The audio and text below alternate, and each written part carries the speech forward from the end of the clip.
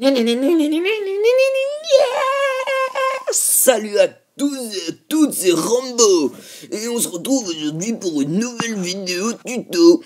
Cette vidéo c'est tout sur les archers et son objectif est de vous apprendre à mieux utiliser cette unité. Déjà pour commencer, les archers, qu'est-ce que c'est? Déjà, c'est des personnages avec des petits cheveux roses complètement pimp, trop stylés. Et c'est sûrement mon unité préférée, car c'est sûrement l'unité la plus puissante du jeu. Je veux dire puissante par son efficacité par rapport à son coût et son temps de formation. Alors, c'est une infanterie, elle prend 25 secondes pour se créer, bouge à 24 et ne prend que 1 de capacité de logement. Au niveau 6, les archers font 22 de dégâts par seconde, ont 44 points de vie, ce qui est très peu, et coûtent 300 d'élixir.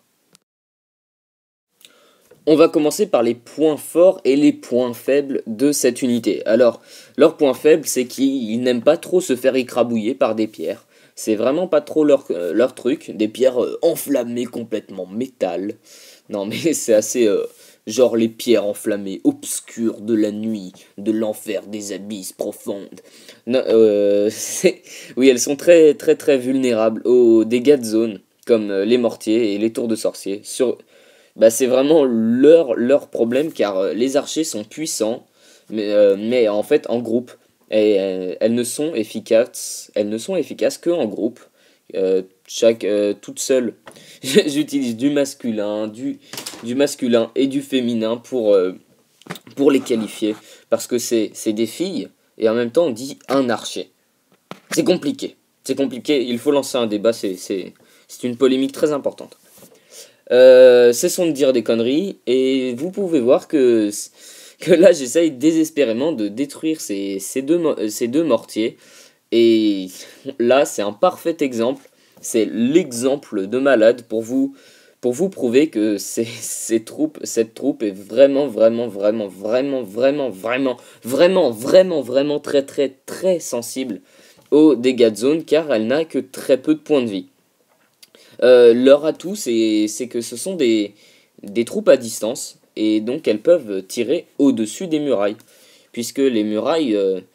elles peuvent tirer au-dessus, donc les murailles ne leur arrivent... Ce qui veut dire... Attendez, c'est important quand même. Ça veut dire que les murailles ne leur arrivent qu'au niveau, genre, du bassin, puisqu'elles peuvent tirer au-dessus, mais que quand même, elles peuvent, genre, pas les enjamber, tu vois.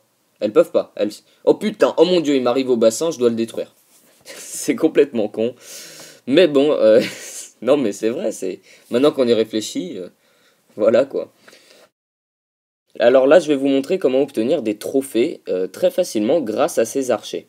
Alors, pour obtenir des trophées avec les archers, il faut avoir en fait vos camps complets d'archers, et en fait encercler le village ennemi avec ces archers en les déployant tout autour pour qu'ils détruisent les bâtiments en dehors ou hors de portée des défenses, et ainsi atteindre le 50% et obtenir une étoile, alors que vous n'aurez utilisé que des archers, et ce qui rendra cette attaque vraiment très très rentable, puisque elle sera efficace et pas chère. C'est la marque que je préfère.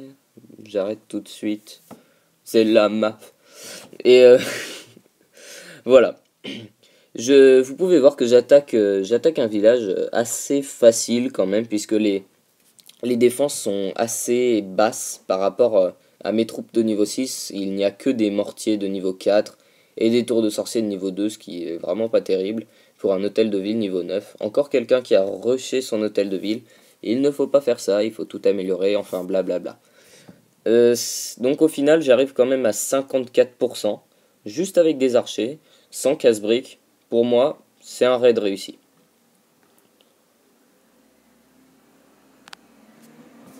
Je vais clôturer la vidéo avec cette attaque qui va vous montrer en fait comment très bien utiliser vos archers. Pour bien les utiliser, il faut toujours qu'il y ait un tank devant.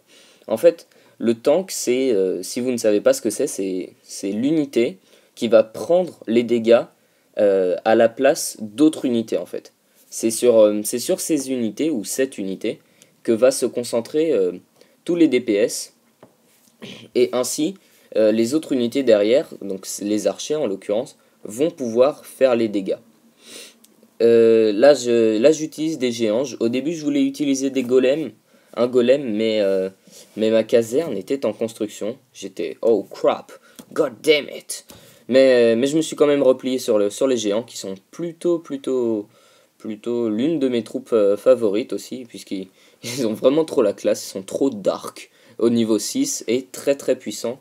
Ils sont blindés de points de vie, c'est un truc de fou.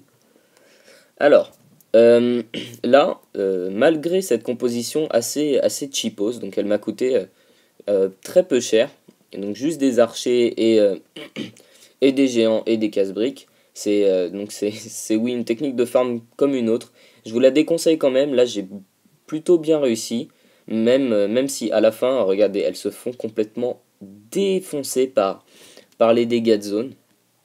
Je vous conseille peu cette technique, puisque en fait vous n'aurez comment dire, vos troupes il n'y aura qu'une source de dégâts qui sera derrière. En fait elle sera derrière, vous aurez deux lignes mais une seule qui fait des dégâts, une ligne de géants qui prend les dégâts et une autre qui fait les dégâts. Mais le problème c'est que au bout d'un moment vos géants seront détruits et la deuxième ligne derrière sera vulnérable. Alors que si vous prenez par exemple des gobelins, des archers, des barbares, il y aura en gros deux lignes, sauf qu'il y aura une ligne avec des tanks, donc vos géants, puis avec des barbares aussi.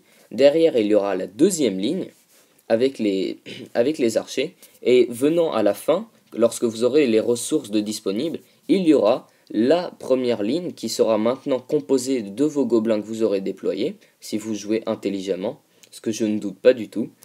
Et ainsi, les dégâts de zone, donc les archers sont très sensibles à ces dégâts de zone, ils seront vraiment dispatchés entre les deux lignes, et ainsi votre efficacité sera au maximum. Donc désolé de cette longue parenthèse derrière le replay. J'espère que vous avez apprécié cette vidéo. Je ne sais pas si elle est peut-être un peu longue, je ne sais pas combien de temps elle va faire, sûrement 8-9 minutes. N'hésitez pas à mettre un like si vous l'avez apprécié. Vous abonner, ça serait vraiment très très cool. Je fais plus ça dans l'ordre, maintenant je suis tellement un ouf. Après vous être abonné, ou si vous êtes déjà abonné, vous pouvez commenter. Et après partager à vos amis, votre famille, tous ceux qui vous connaissez, qui jouent à Clash of Clans. C'est la même phrase que je répète tout le temps dans toutes les vidéos, mais je l'aime bien, elle est trop pimp. On se retrouve demain pour une nouvelle vidéo. Allez, ciao tout le monde. Wahoo!